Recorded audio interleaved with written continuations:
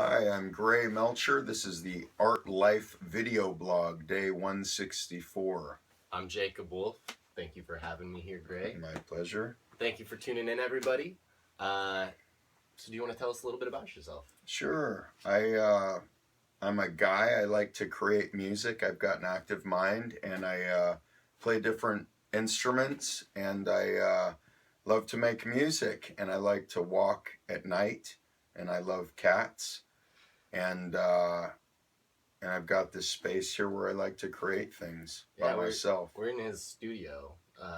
This is where the magic happens, and it's in your basement. Is there only one entrance? There's a secret entrance, which is not going to be on film, and then there's the main entrance. Got it. Okay. Yeah. Random questions that came to mind. Sure. So how many instruments do you play? I consider myself a virtuoso at none instruments. I'm more of a I play, bass. I've got a, electric upright bass and bass guitar, electric guitars, acoustic guitars, a 5-string banjo that I got in 1995 when I got into the 5-string banjo deal when I was in high school. I've got a sitar, which I don't play much these days. I'm a big fan of I like harmonica and melodicas, and I've got a number of different synthesizers, which I'm a big fan. I've got a drum kit that I've made from all assorted pieces. I'm not a brand guy. I don't care. I just like what works and what serves my purpose. And so I play all the instruments that I have, and I have a violin, I have an alto sax. I'm not very good at those. I'm best at, I sing, keyboards, drums, bass, guitar, the basic kind of rock instruments are my strong point. And I play tin penny whistles. And, wow. Yeah. So just a few. Yeah, just a few. Yeah. What was your first instrument? My first real instrument was it was a 5-string bass. It was this guy. I'll just show you something. There's this guy right here that I got when I was at boarding school in Prineville, Oregon. I'm from Los Angeles, and I got sent away to a boarding school when I was 13 years old. And before that, I had taken guitar lessons. Like I had an older brother, and he's 2 years older than me, and he played guitar and kind of like AC/DC and that kind of stuff, but he wasn't very good. But he played guitar, and I was like, oh, I want to do that. So I took guitar lessons. I think I went once, and it was a real bummer because they were trying to teach me like Jingle Bells, the melody to Jingle Bells on the guitar, and I just wanted to be like Slash from Guns N' Roses, And so I quit, and I just guitar and the idea of taking lessons to play music was really depressing. It felt like a dead end road. So when I was at this boarding school, this guy, he had this 5-string bass, not this one, but this other one. And I used to look at what's that called in sleeves for tapes, records, and it'd say bass, and I didn't know what a bass was. Right? I knew guitar. I'd see guys with guitars. I didn't know what a bass was. And this guy had a bass, and he played some stuff. I was like, wow, and he got me fired up for the bass. So I was at this boarding school where I couldn't listen to music. I couldn't have my own music or a Walkman to listen to. I just had my own mind and a lot of spare time. And so he showed me a couple things on that bass. And then I got this bass I just showed you for my 14th birthday while I was at boarding school in Prineville, Oregon. And I would just sit there and play this thing. And so that's my first official instrument. Even though I had drums at my house, I had a nice piano at my house, an electric guitar, an acoustic guitar. I had no idea about tuning instruments or why you would need to tune an instrument, So the bass is my first official instrument. You mentioned your brother. Sure. Was he a big inspiration of yours? Or where did your inspiration come from? So my mom's a jazz singer. Okay. And my dad has always been a musical guy. My dad plays piano, sings a bit, but it's not what he does for a living. And so I grew up around music. always. There's always music when we're driving. Music, it's a huge part of everything for me. And so I grew up with that, you know, and my brother, he not so much. I think that I just have a mind that thinks about stuff a lot, and I found that since a young age, when I'm walking, it's like it's a natural thing. You just creating tunes. Kind of, but when I was younger, I had no way to lock it down. Like I didn't have a way to put it in a box or to make it stay. You know, it would pass, or it'd be like taking an existing song and like doing a Weird Al kind of thing, changing the words, you know, that kind of stuff. But I've always thought about music, and when I'm walking, music, you know, it's, if that makes sense. So when you were at boarding school, how did people react to you getting a bass guitar? Not very much of a reaction at all. Yeah, there's nothing. It was just me, like, oh, I've got this, because I wasn't any good. Right. I was just like in my world, you know, trying to figure this out and thinking about songs where I heard, oh, that's what a bass sounds like. Oh, what's trying to figure out these things, you know. So how are you reacting to your own work? It was like, man, for me, music in general, first I'll just say, is like, it's like it's almost like a form of deja vu, you know. Should I look at this or this? It doesn't matter. I don't care. It's almost like deja vu, where there's that feeling of there's something that's there, but you can't put your finger on it, like almost like a glimpse into another dimension, kind of, or something, you know, something that hasn't existed before, but here it is and it's real. And so for me, music's that way. I get something and I want to put it out, and I want to, like, what is that? I want to figure it out. I want to lock it down. I want to expand on it. And for me, I'll tell you this. This may be kind of, I used to love huffing gasoline, aerosol, you know, and this is before I ever started playing music. Songs would be created, as, I don't know if you've done that kind of stuff, but songs would come organically out of this weird, gross dimension. These, you know, these songs would come naturally. They'd just be there. And so for me, it's like I'd hear something, I'd want to put it out. I'd want to say, what is that? I want to establish that. So that's what I was doing. I'm sitting there with nothing to do in a weird environment, talking about boarding school, with a lot of time on my hands, a lot of weird feelings, weird thoughts, and just like, you know, sounds with the strings, you know, it's just like, and exploring that world, like what, and I had no way to make it stick. I couldn't write music in terms of physically write it down. I had no way to record it, say, oh, here's this idea. I didn't know about recording techniques to like capture the sound that I'm hearing with my ears and then replicate it. And so it was more just like wanting to explore that. Very exploratory. Totally. Experimental. Big time. Like trying to, figure it out. Figure something out that's a mystery and bring it into this world. Yeah. That's crazy. So did that exploratory beginning step, does that show through in the music that you create now? I think so. Absolutely. I think so.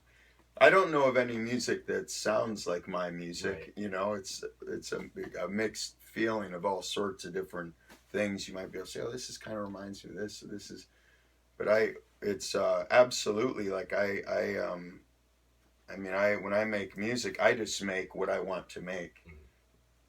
You know? Yeah. Like whatever makes sense to my mind to make. It's like, that's what I'm going to make. And then maybe I'll flesh that out, and then I'll say, okay, now that I got this idea here, let's do this idea. Then I do another idea, and then once that idea comes, I may decide that the original idea, I don't even need that, because that was the grounds to build this other idea, and you know. Right on. Yeah. So after boarding school, what was kind of the next step? Okay, the next step was, so I had this bass, this little amp. I didn't know what to do. The next step was I moved back to my folks' house, and there was a guy that used to pick me up from school, like to help me get my stuff done, my homework, take me to appointments and that kind of stuff. He was a musician. He was a young guy who now is in a kind of subculture popular band, actually now, coincidentally or not. But he was a guy from Venice, California, or lived in Venice, and he's played guitar, used his fingers, you know, instead of a pick. Played kind of weird, kind of sort of out there stuff. So he turned me on to a lot of music that I never would have heard at home or anywhere. He taught me a little bit about playing drums, like some simple drum beats. He also was studying the accordion when we were had a friendship or whatever, when we were, you know, in the same life, you know, and so he helped me a lot with that. And then I had an old 4-track machine, a reel-to-reel 4-track, I think is TIAC, I think is the name of the company. And he showed me just the bare basics of like, how to kind of use that. So the idea of laying down one instrument, one track, and then going to the beginning and then recording another thing on top, so you could layer ideas rather than just, well, I hope this solo guitar performance really blows everyone away or is really cool. It's just like, I can actually, it was the start of the idea of completed songs as a one person making different sonic things happen. Before that, I had a boom box, and I would just record, you know, like a tape player that had a record button, and there was a mic thing on the back. So I'd plug in, and I like put my microphone into my bass amp, one input, and then my bass into the other. So it was like voice with this bass, and then I'd tweak it up like an octave, or you know, double speed it, so it would all be twice as fast and twice as high. And that's how I started making music, was like that, you know, into this boom box. So there's no way to mix it, nothing. It's just, there you go, you got it on cassette. And then and actually, when I was a kid, I used to make cassettes like that, but just my voice and radio, and chop out and then like say stuff, or, you know, sing and then cut back, and it's back to the horrible, you know, music that was, you know, playing on the radio at the time. And so I started with that and called that Fan of Charlie. That's what I named the cassette series, Fan of Charlie. So what was that, the question? Yeah. So you started making music with the 4-track. Yep. Did you get into a band after that? I did not get into a band. What I did was I played with, I've always been like, I had a couple of really good friends. One guy was a childhood friend from preschool, and we'd been friends the whole time. So me and him would make songs, but it's like I'd play the drums, and I'd do like the bass and do the voice, and he'd do guitar, you know, that kind of thing. Mm-hmm. So it wasn't a band. It was I've always been more of a recording project kind of guy. You know, so let me stay on topic with that question. I didn't get in a band then. I just recorded songs and did like the working project that I called these things was called Fan of Charlie, and that's what I called it. Right? So I had that name carried on. It did. It was like, the original thing was like 1989, 1988 is when I was making those cassettes the first time. And they weren't really musical. They were more messing around with the tape machine. But later on, you know, I did one called Ivan and the Bad Machines. That was the title of the album, you know, the cassette album title. I did one called A New Pair of Pants, which was the first one. Ivan and the Bad Machines, which was the third one. The middle one was called Travel the Lands. And these were all when I was in high school. on 4-track, but I did most of those with a guy that I was in high school with, and I did most of it, but he'd like come up with some parts or write the lyrics to some songs, and I'd do come to school the next day, check out this new song, here it is, Rad. Yeah. And please tell me you still have all those. I do, but it's cassette, and I've transferred, but it sounds pretty rough. A lot of tape hiss and I do still have them. That's awesome. Yeah, they're treasures. So after high school, I had a big trip about computer technology that I didn't like it. Didn't want to be a part of it. I was like, no, and I didn't even know how to use a computer. I had friends that would talk about, oh yeah, computers, AOL, and I was just like, I didn't, and the reality is I was just scared because it's like it overwhelmed me. I didn't know how to do that. I didn't know that world. I didn't understand it. And what happened was in about the early 2000s, I decided, no, before that, I got a machine that was a step up from the 4-track, right? And it was digital. But the same thing, I had all these things about why, that's BS, computers, blah, blah, blah, blah, blah. And I ended up, I got to a spot where I was musically, I felt like no, that's not true. I felt like I wanted to be able to do more, mm-hmm. like I had hit a wall, not totally, but kind of that I'd hit a wall, like, okay, I've gone as far as I can go with my way of musical communication and also with recording. I was just like, I ended up going to a segue into a school, music school talk. Yeah. I ended up going to a Musicians Institute in Hollywood, California, and I was living down there, and I went there and basically learned how to do computer recording, learned about engineering, and I went to El Camino College before that, a community college, and took a music, like an audio engineering class as well, for no credits, nothing, just go. And they were using little tape machines, but it talked about miking techniques, EQ, compressors, effects, just very important things. Very important things if you want to have some degree of control or whatever over what's happening with the music production element. And so I already had that, and then so the next step up was going to MI. So I had been working construction, and I got the opportunity to basically just go to school. And so I took that. And I learned about all that stuff I talked about in harmony and theory, ear training, some songwriting concepts, music business stuff.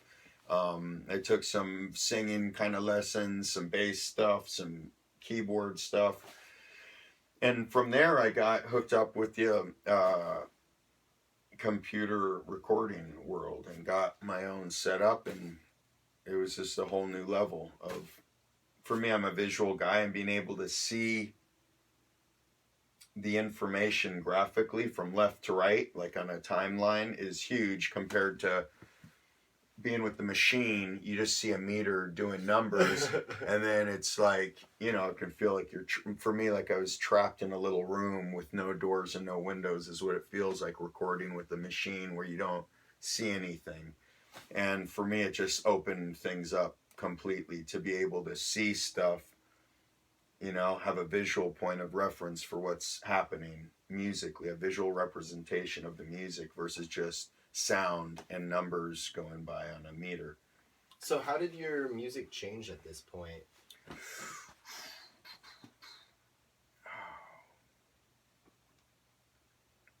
My life had changed a lot in the couple years leading up to going to MI. Like, a lot of stuff changed. So how did the music change? Let's see. It changed. So the old way, this may sound a little silly, but I used to make music, and since it was so hard to if I had an idea, my songs done on a 4-track were basically, I'd have the idea and I may like mess up halfway through, and then either start over, or I'd say, well, I know I'm going to keep mess up, so I'm just going to go through. So there would be mistakes, and then sometimes having, mistakes is great and adds character. But to the degree I had mistakes and like the flaws in those, they were just like my old tapes were just rough passes of these ideas. They weren't, okay, I like that. Now I'm going to see how I can expand or how I can enhance this. Is more like, okay, here's the first take, here's the song done, right? And so, which is good. It has its, it's good quality. It's whatever. But I also held on to that as like a false pride thing. Like, oh, that's how it's supposed to be. It's real art, man. One take, whatever. And I got to a spot where it's just like, okay, how did that change my songwriting? So songwriting for me, some of it is organic. Like I'll be walking, and an idea comes in my head, right? Like just a phrase or a thing, right? Or I'll be come up with a rhythm idea, or I'll come up with a guitar idea, or I'll be walking around the house, come up with an idea. It's like, okay, and then I just know that that's going to be turn into an awesome thing. Now I do. In retrospect, or back then, I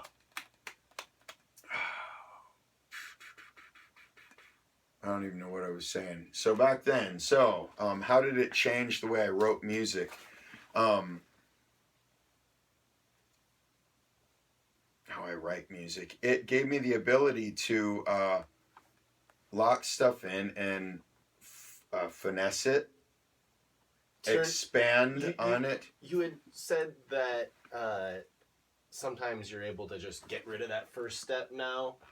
And from the previous conversations ago, sure. And like you have an idea, you build upon that idea, Yeah. and then maybe the first idea, you don't even need that anymore, sure, because it's built so much. Sure. Now, if I didn't have the ability to put that down, lock it in space, and then build upon that, that could not happen. Right, you'd be stuck with that very first idea. Totally. And 3 other tracks that I could use to do whatever. Yeah. So I've let go of, on some degree, I let go of this false kind of perfectionism thing as a result of being able to, and then it's also on some levels make me more perfectionistic. And then, so then I just got to be careful about not overdoing it or not, know. When did you start playing music for a crowd? Let me think. I mean, I played a little bit when I was in high school, but not, not really. I think early 2000s, I put a group together for my music, and I called it Bolts and Conversation. And what it is basically I'd write these songs and record them, and then I found some other musicians that were like fired up about the music enough to do it for free and not expect to get paid, which studio musicians like, yeah, give me money to play your crap. And so I got a group together. It was a 5-piece group. And at those days, I had a buddy of mine, a guy that I met. He was playing bass and singing like background vocals. A guitar player. I was playing like a lead kind of guitars, and I had a Mini Moog synthesizer and this other keyboard, and then a drummer who did this special kit just for this project with all sorts of neat stuff. And then a buddy of mine from high school who's a music guy and who's gone on to do a bunch of music stuff as well. He was playing synth, singing, so it was like, and miscellaneous kind of percussion blocks and some rototoms and broken cymbals and stuff. And so we got that group together, performed a bit, and then I segued out and got kind of into this other group playing bass, singing, and then I'd also do synth, kind of what I'm doing in my current format, the current group that I'm working in, or the current Bolts and Conversation, which is just the name I'm using for the live show version of my music, the group version of my music, where I split up the keyboard into a bunch of different, I learned this from a Depeche Mode video. I don't know if you like those guys, or but so it's you basically got the ability to, if you know what you're going to be playing in a song, you can have 4 keys here be one sound, and then have the next 6 keys be a different sound.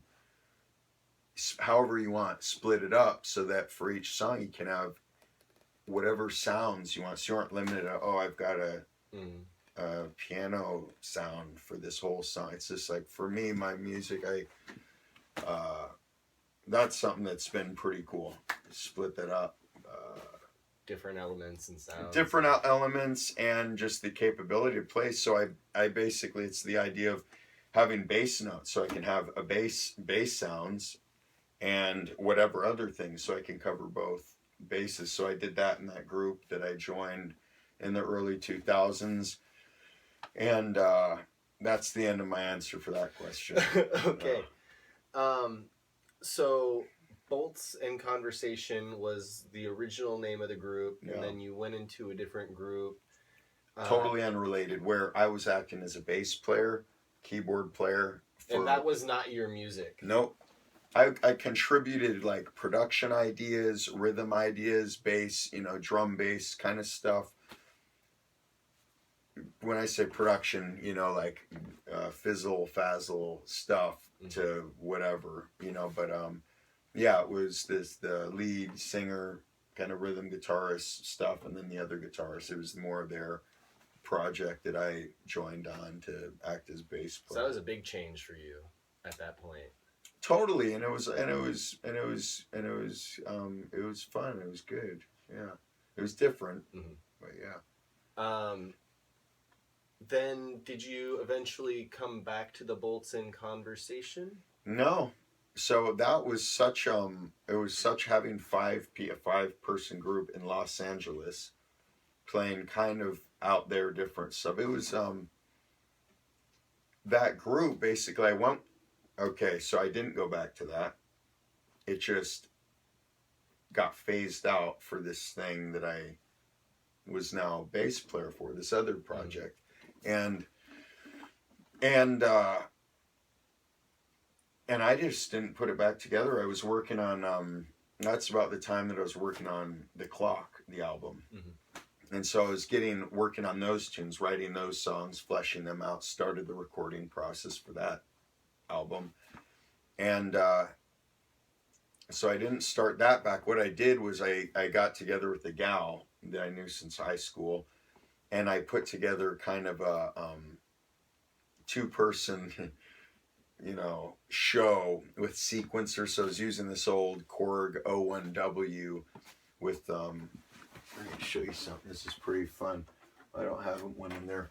I don't know what do you call those, floppy disks? Yeah.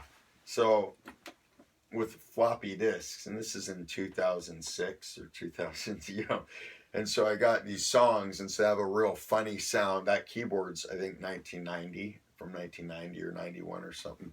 And so we did some shows with that format. So she'd sing, we'd singing together. I'd do like guitar, some synth stuff. She was doing like some synth stuff, some bells, I believe. And then and that's when I transitioned, moved up here. So you were working on The Clock. Yeah. The album The Clock. When did that finish up? I officially released that in 2008. 8 years ago. And that entire album is all you playing, all the instruments? It is, minus I had the same gal that I just mentioned. She sang like a couple of like harmony vocals on the song Where the Good Times Go, Night Walker, She Will. I think that's it. And then I had my mom, who I mentioned earlier. She sang on, I think, a part of Endless Drive. Natural World, and then I had my dad whistle on Nightwalker. So you hear this boop, boop, boop, boop. That theme, that theme in that song is my dad's whistles, mixed with orchestra bell, syncing up the melody. And I think that's all. So I did everything else, all the other music on that. It's pretty cool to get to work with your mom and dad. Sure, it is. Yeah, yeah, it is good. How do people get a hold of the Clock, the album? The best way that benefits me mostly is to go to my website, which is greymelcher.com. That's GREYMELCHER.com, and you can buy the clock from there, and it's a nice deal. It's got 14 tunes. It's about an hour long. It's a journey, I think. I love that album. I got that album from Marin when I interviewed Marin 100 episodes or something ago, and I listen to it fairly often, and I bought when I did that video recording for you, I bought one album and gave it to a friend. I just love it. Good. It's off the wall, and without it being a negative thing, it's bizarre, it's weird, and I love it. That's what I look for, something to make me almost feel uncomfortable, on edge, and want to keep listening. Pop music for children. That's what I call it. Awesome. Yeah. So after the Clock was released, where did you go from there? Man, it was a weird time. I had nothing to nothing. I did nothing. Here's the album. And did nothing. I did something. I moved up here, and then I ended up, my life just I got married, got a house, did job switch stuff, with, a whole bunch of stuff. So, got 2 children, so it's just everything changed. When I released that, it's just I was just doing a whole bunch of other stuff. Mm-hmm. And how long did that last? It's still going. It's still going. Yeah. Where the group that you're performing with now, that does your tunes? Sure. That's called Bolts and Conversation? Bolts and Conversation. And we have a Facebook page. So if you go to Facebook, Bolts and Conversation, and you could also go to Grey Melcher Music on Facebook. So those are 2 good resources to find me and to see what's going on, or if our show dates and blah, blah, blah. Right on. How did you link up with these people to play your music? Friends of friends. So one guy, the guitar player, Nathan Taylor, is a guy that I've known for a few years, or 6 years. And I got a little group together years ago, and it just didn't go anywhere. It just fizzled, it just stopped. We didn't do any shows, nothing. And so he was a part of that then, and kind of doing, I think, keyboard, and maybe not even guitar, maybe just keyboard. I don't remember. But so I got hooked up with him musically back then. He's a classical guitarist and doing stuff in that world as well. And so recently I started to form another group. I say recently, a year and a half ago, right? And it had different people than who there are right now. But Nathan came on, and the other people, it changed. They're gone. And then he mentioned me this drummer who is a trained marching band drummer, right? And he said, this guy might be good for this thing. I was like, okay. And so we got together, and it's been good. Yeah. Awesome. And how do you think people generally react to your music? I think different types of people react to it in I think some people react to it really nicely and some you know. Yeah. I think this is something when I'm creating art that I kind of base whether or not I'm doing a good job on.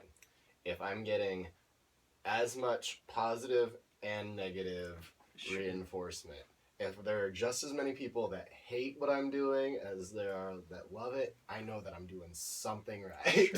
Sure. Yeah, for sure. um, so where do you guys perform? How, like, when did you start performing with this group? I think the first show I think was September. Right? Is that when that was? That September? When you I don't. September or something. Yeah, we basically I think it's the kind of music we aren't a cover band. We aren't a top 40 band, and so it's just like we don't we're the approach that I'm making is just do a show every once in a while kind of until we're hitting the road or doing a tour. It's just like I don't want to burn out the local atmosphere, which is very possible. This isn't the music or the group to do that, we don't. It's not so much a dance band, so Yeah. So there is a gallery that I throw every once in a while Sure. for the interviewed artists on the Art Life video blog. Every time I've ever done it in the past, it's been at my house. Sure. But there's a very large one coming up in cool. June 24th. Mm-hmm. There's going to be live music, ton of artists, but it's for all of the artists that I've interviewed up to this point. Oh wow, that's a big deal. Big deal. And I think Be there. so far there's 60 artists RSVP'd, Oh cool. including 8 musical acts. I'm hoping to get up to 10 musical acts. Awesome. And trying to stay right around like 55 to 60 artists, like visual artists. Sure. June 24th at Refuge PDX. The show will go from 1 p.m. to 1 a.m. Gonna be a really rad time. I'd love it if you were able to be there. Play some music. Sure, sounds great. Sign me up. Awesome. God,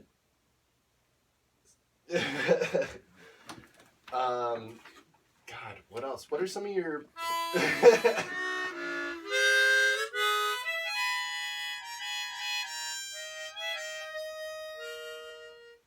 All right.